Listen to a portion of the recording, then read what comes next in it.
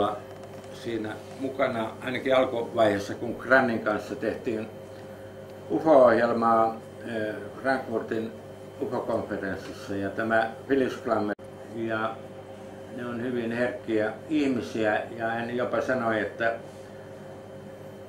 täytyy olla tietynlainen herkkyys, että yleensä voi saada yhteyden avaruusolentoihin, ja hän sanoi, että monet lapset on tällä tavalla herkkiä. Tiedemiehillä on usein vamma aivoissaan. Tarkoitti lähinnä sitä, että se tiiviin koulutuksen 10 vuodisen. Mutta kiitos tästä ja nyt kahvia välillä ja sitten maksaa. On ihmetelty aikojen alusta asti niitä tähtiä ja kuuta ja aurinkoa ja keksitty selityksiä, miten ne pysyy radallaan ja erilaisia teorioita. On ollut tämmöisiä, että maakappale putoaa maata kohti ja kuukappale kuuta kohti ja ilmiöitä. Ja nyt on esimerkiksi tutki valoa, havaitsi spektrin ja myöskin sitten tämän kuuluisan omenan putoamisen nähtyään, niin tuli siihen tulokseen, että täytyy olla tämmöinen painovoima, joka vetää kappaleita puoleensa. Vielä sitten Jumala, joka kuitenkin vastoin luonnonlakeja pystyy pitämään ne tähdet ja planeetat siellä radoillaan.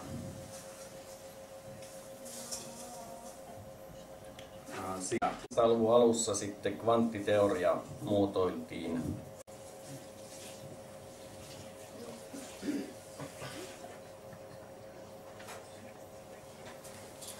Ja kun tätä enemmän tutkittiin, niin havaittiin, että valo pystytään selittämään joko hiukkasina tai aaltoina.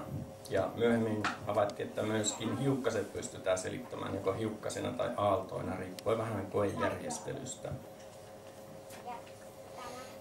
Tutkimaan tämmöinen epätarkkuusperiaate, joka määrää suurimman tarkkuuden, jolla voidaan esimerkiksi paikka ja nopeus hiukkaselle yhtä aikaa määrittää.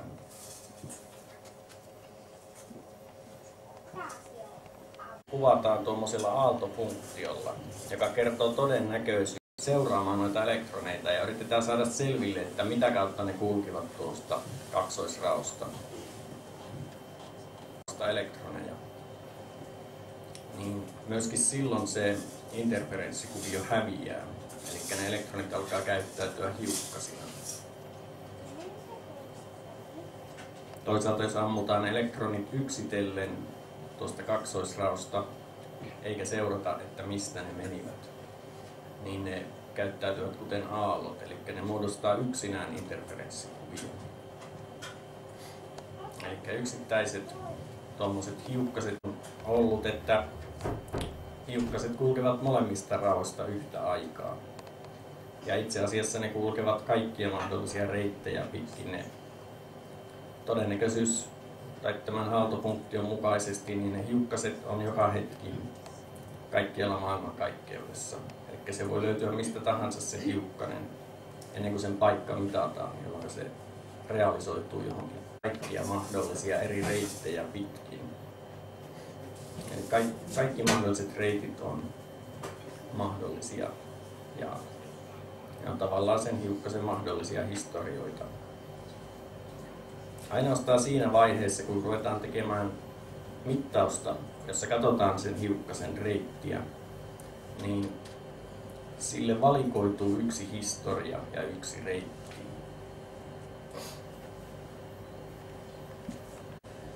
Hiukkanen tulee vaikka kaukaisesta galaksista, sitten se tai valo. Se kulkee jonkun gravitaatiolinssin, eli jonkun mustan aukon tai toisen galaksin lähellä. Sitten sillä hetkellä, kun se valon säde tai hiukkanen mitataan, niin määräytyy sen hiukkasen kulkema reitti ja sen historia. Eli vaikka se mittaus tehdään täällä ja se valo on lähtenyt vuosia sitten liikkeelle, josta mistä päin se nyt tulee, niin sen reitti ja sen historia muodostuu sillä hetkellä.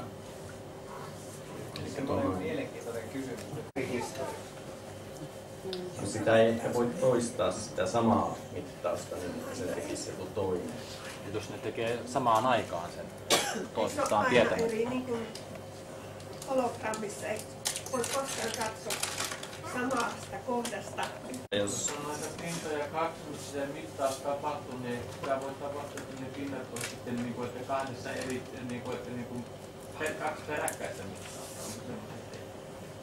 kulkenut koko maailmankaikkeuden. Mennään niin kuin kosmologian ja maailmankaikkeuden tasolle ja lasketaan galaksien paikkoja taaksepäin ja tullaan siihen tulokseen, että ne on joskus olleet kaikki yhdessä pisteessä.